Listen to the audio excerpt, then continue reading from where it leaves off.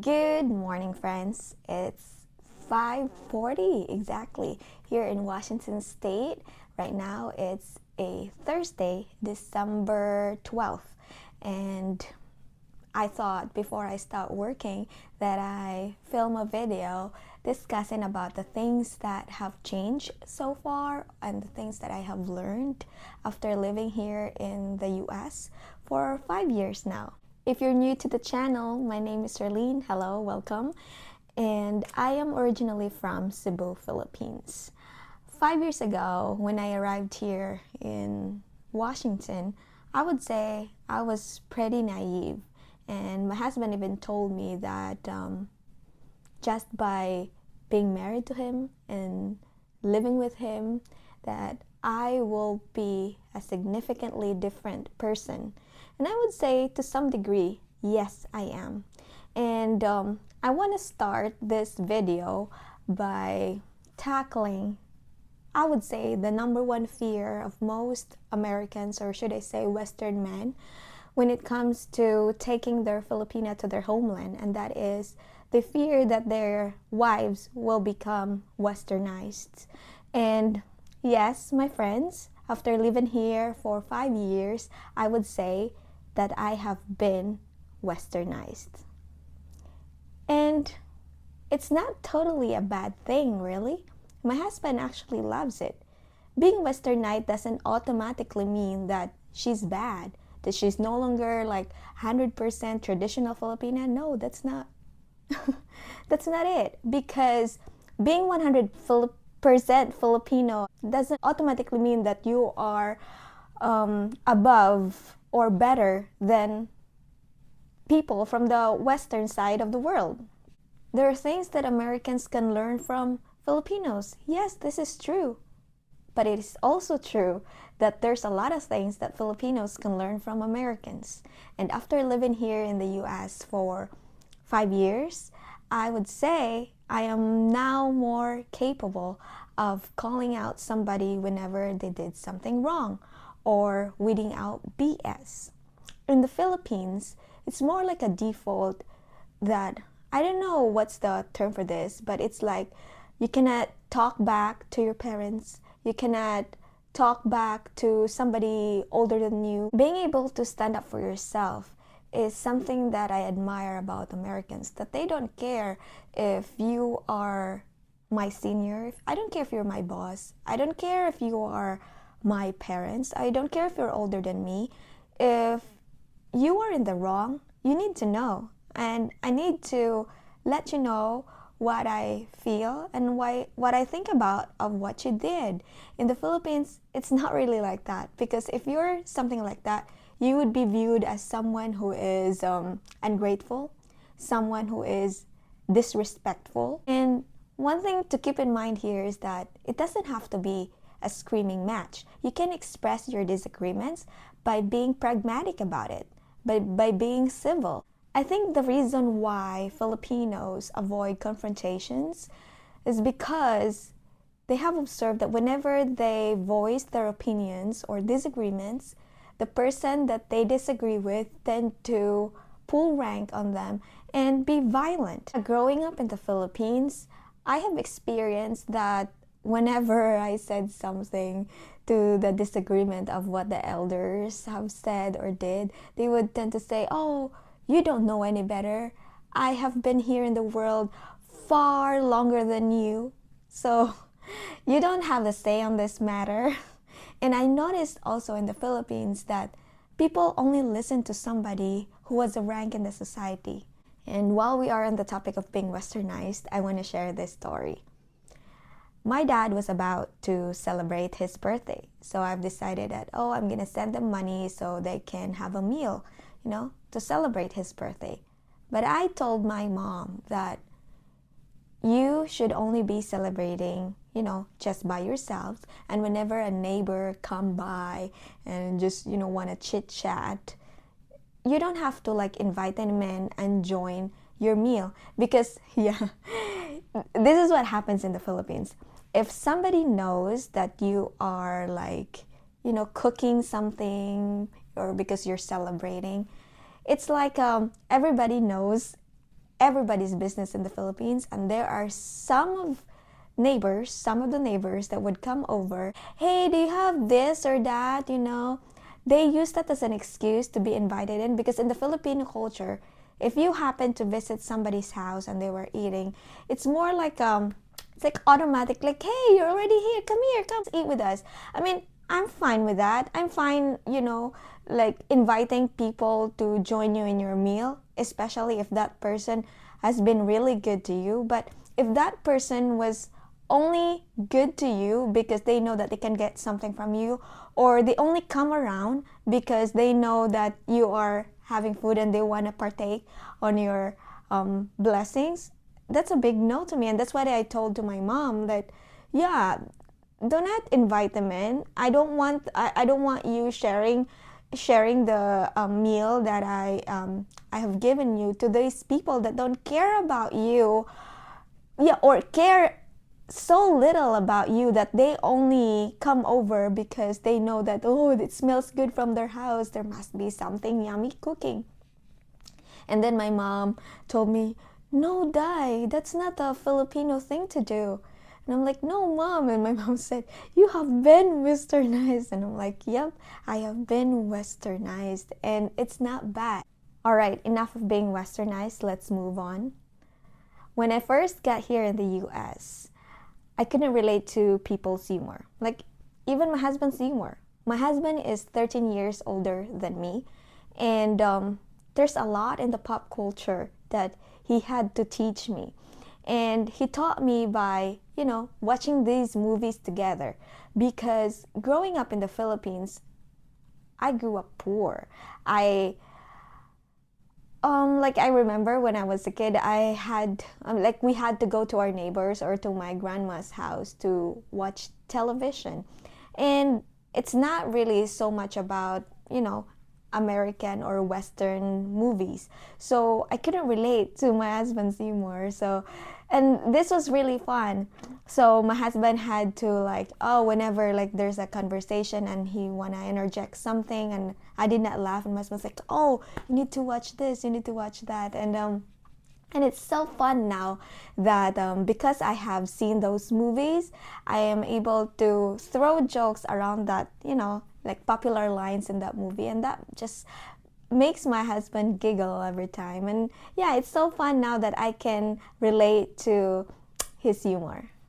All right, next thing I want to talk about is privacy and spatial awareness. I noticed that Americans are really big when it comes to privacy. I noticed that homeowners here prefer to have hedges around their property, or they prefer, if they could afford it, to live in a huge property where your neighbors is very far from you. And if you couldn't afford to live in those kind of areas, or putting up your own hedges is not an option, I noticed that you cannot peek through people's windows. They always have some kind of window treatments blocking the view from the outside. So, and something at first I was like, oh, this is depressing. Because, in the Philippines, I'm used to fresh air, sunlight hitting my body. But in the US, my husband said, no, your privacy and your safety is more important than all those factors. So now that we are homeowners, I really appreciate the sun hitting my face. Right now here in the office, in my home office, I face the window because I like, feeling the warmth of the sun. And then of course looking out my window, especially when it's snowing outside, so it's very beautiful. And you might wonder, yes, it's very private because our house is surrounded with tall privacy hedges. So yeah, thank you, Lord, for that.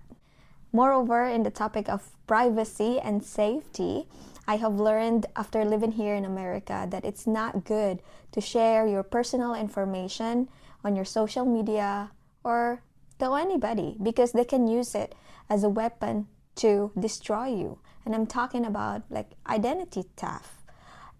So before I got here in the US, my Facebook had my full name, first name, middle name, and my last name. It also had my previous employment, like where I studied. So all those information that everybody can use, and to social engineer their way to cheating or taking away your thousands of dollars or even millions of dollars. When I first started filming videos for YouTube, my husband was super stressed because he would caught me flashing documents with confidential information. As a Filipino moving here in the US, I did not fully grasp the importance of like securing your social security number and keeping it private. For immigrants like me, never ever share your social security number just like freely. And if somebody would ask about your social security number, you should have lots of questions like, why are you asking about my social security number? You need to be doubtful when somebody is asking for your social security number. And that's one of my biggest lessons that I had to learn here the hard way in the US. By hard way, I mean I had to like go to like the bank and change my cards, put a lock on our credit, called USCIS about the fuck ups that I did around my social security number. So yeah, you might be curious, what happened, Arlene? So back in 2020, I was so desperate to get a job, and I fell for scamming tactic. I thought that the company that I was applying was legit, and they told me that yeah, we need you to send this or that, and I just provided my information, and along with it was my social security number. And later my husband caught something from from their questions that, oh, this is not a legit company, Arlene, and I fell for it because of my desperation to get a job. So yeah, and of course these people know that they would use the sense of urgency, so Filipinos don't fall for that. I know when you are faced with new environment, it comes with lots of new challenges. And oh, here's another thing about the credit score here in America. So as a Filipino, I did not like think about like really like the importance of like the credit score here, and what are the things that would have a big impact on your credit score. And one of those is opening a credit card. And one time I was shopping at Marshall's, and the cashier asked me, oh, are you a member, blah blah blah, and then do you want to get a membership for like, oh, do you want to get a reward, something like that. Back in the Philippines, when a cashier or a salesperson asked me about like, oh, do you want to get a membership card or a rewards card, something like that, in my mind it was just like a rewards card. It's not a credit card. When I was in Marshall's and I was asked that, in my mind, oh, this is just a rewards card, like whenever you shop you get points. But my gosh, it was a credit card. And when I came home, I told my husband about, I opened a rewards card, and then my husband was like, what rewards card? And then he was like, did you give your social security number? And I was like, yeah, the lady said it's because it's required. And I'm like, because it's a credit card, it's not just like any rewards card just for accumulating points. And I did not know that. I'm like, gosh. And my husband's like, that will have an impact on your credit score. I had to close that account right away. But yeah, the damage has been done. My husband was freaking mad at me for opening that account. But in my mind, it's like, so yeah, whenever somebody is asking for your social security number, take a step back, and no matter how they would impress on you that this is urgent, you have to decide now, all the more that you need to step back and think through it. All right, let's move on. So after living here for 5 years, I have learned to be aware of my surroundings, and it is really important. Like I don't know if this has something to do with my husband's background, and he is an ex-Marine. He told me that it's really important that you are aware where you are at. You are aware of your surroundings and the people around you. And like when you're driving, you need to make sure that somebody's not following you. And like you have to think ahead, so you know how you should react whenever the unthinkable happen. Another thing that I have learned after living here in America is the importance of knowing how to defend yourself or how to handle firearms. And yeah, when I first got here and my husband brought up the topic of guns, I was scared because in the Philippines we don't talk about guns. Like, it's scary for us. But my husband told me that no, you don't have to be scared about guns. It's just like any other tool that can kill, you know? Like, knives can kill somebody. But if you use it as a tool to defend yourself and if you educate yourself, you will no longer fear the gun.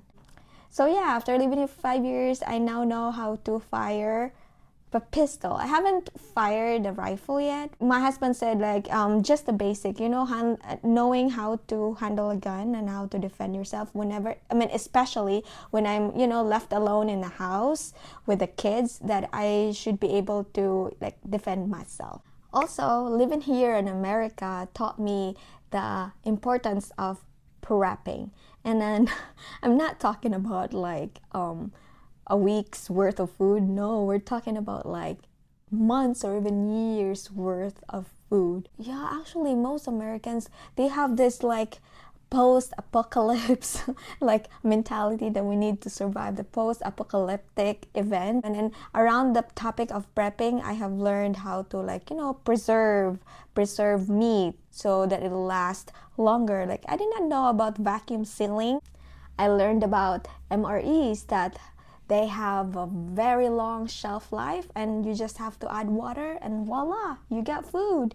I learned about vacuum sealing your munitions, you know, so that they will last. I did not know all these things. I learned about Mylar bags. I learned about the importance of having ham radio, and I can go on and on and on about this topic. And I just want to emphasize that these things are new to me, and I only learned about this after living here in America. All right, let's talk about the wealth of knowledge that is freely accessible to all of us, and that's what we call the internet and YouTube University. And after moving here in America and living here for 5 years, I would say I have learned a lot. Like, I have realized that it feels like, oh, I remember now. My husband used to tell me that Filipinos, it seems to him that Filipinos live in a bubble. Like, we have like our own little world. Now that, you know, I live here in America and the internet is really good, whenever I do my chores around the house, I listen to podcasts. Like, I'm always like feeding information and learning and just consuming, you know? And it's really nice.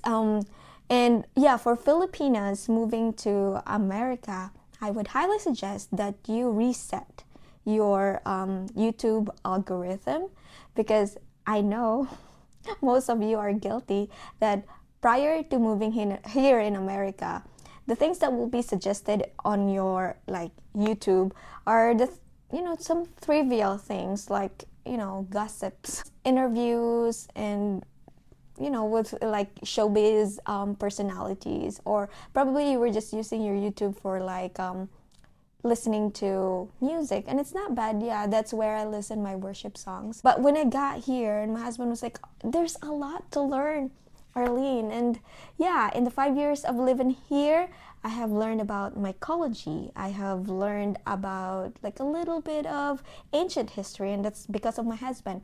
I learned about, you know, politics. But most importantly, and it's what I have like really been inclined to, is learning about investments, preparing for retirement, you know, building wealth, building a business. And once you start watching this kind of videos, then YouTube will, you know, eventually like, hey, oh, you like that kind of video?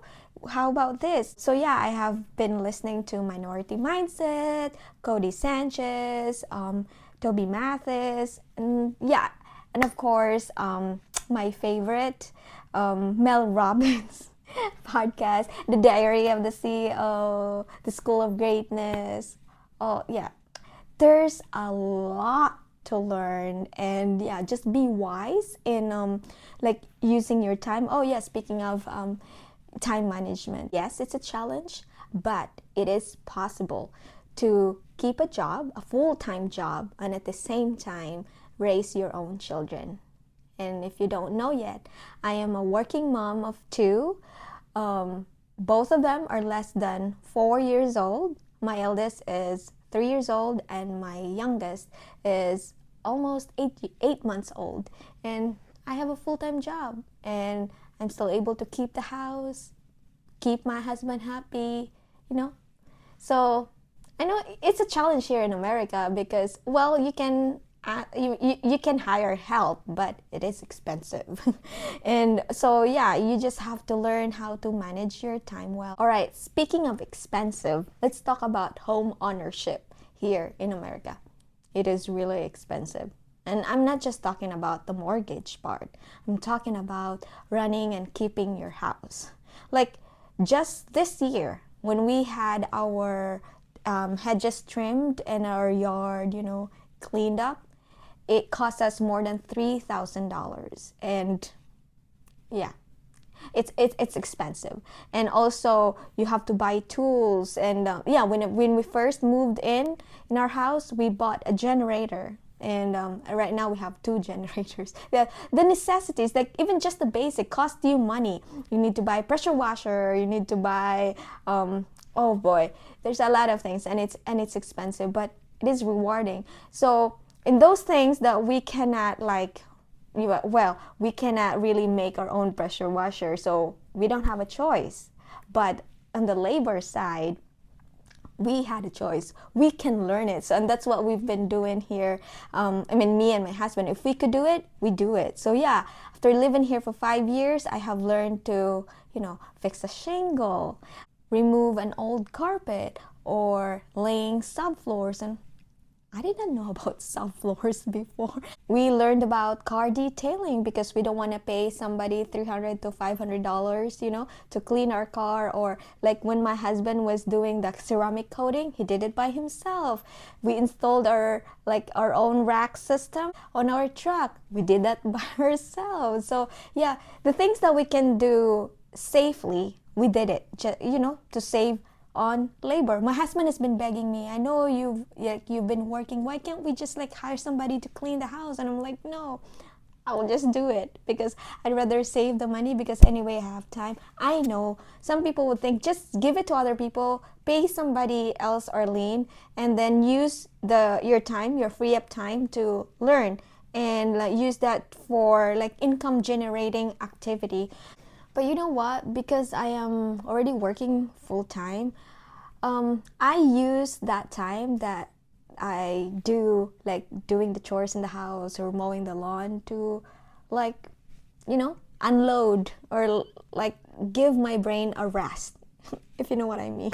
So I know it's not a vacation because you're working, but somehow it is relaxing, especially to my brain. And lastly, let's talk about rice. After living here in the US for 5 years, I have learned that I can survive without rice. Yes, that's right, my friends. Before, I couldn't eat a meal without rice. To me, it's not complete without rice. To me, however tasty or yummy the main dish is, no, it's not appealing to me without rice. But yeah, being exposed to American food and the kind of food that my husband loves, I have somehow weaned gradually from rice, and now I can happily say that I can eat meals without rice now, and I feel fine. And also, guys, as a bonus, I would like to share that after living here in America for 5 years, I have come to appreciate the beauty and the benefits of fasting. Before I got married to my husband, he was already pitching about the idea of fasting, autophagy, and I did not remotely think that I would be able to fast because as a Filipino, I eat 3 to 5 times a day. You have 3 main meals and snacking in between. And now I'm happy to share that I am now on OMAD, or 1 meal a day, for almost 2 months, and I feel great. Before, I used to have bad acid, and when I told my husband about this, that's when he really convinced me that you need to fast. And I was hard-headed, but it took me almost 5 years before I listened to him, and he was actually butthurt that it took a doctor to convince me. So yeah, I came across a video on YouTube, and this doctor explained like the benefits of fasting, and that just convinced me. I was 136 pounds when I started fasting, and now I am dropped to 120 pounds. I'm still not in the weight when I got here, because when I got here in America, I was 110 pounds, but we're getting there.